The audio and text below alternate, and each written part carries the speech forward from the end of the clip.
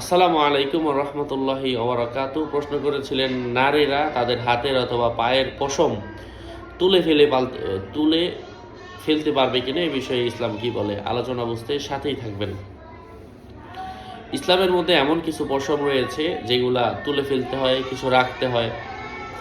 রাখার জন্য যেমন পুরুষের দাড়ি লম্বা করতে হবে, মুছ কেটে ফেলতে হবে, চোখের ভ্রু, নারীদের পুরুষদের চোখের ভ্রু রাখতে হবে।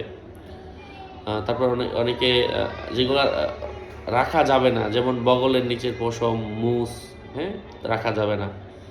আবার কিছু আছে রাখাও যায়, ফেলেও দেওয়া যায়। যেমন ওই যে নারীদের ক্ষেত্রে তাদের চোখের ভ্রু ছাড়া, হ্যাঁ,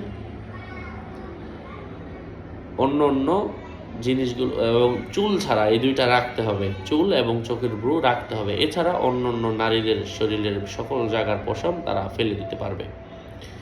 যাই হোক, আরও আপডেট পেতে সাথেই থাকবেন। আপনাদের মঙ্গল এবং দীর্ঘায়ু কামনা করছি। আসসালামু আলাইকুম ওয়া রাহমাতুল্লাহি ওয়া বারাকাতুহু।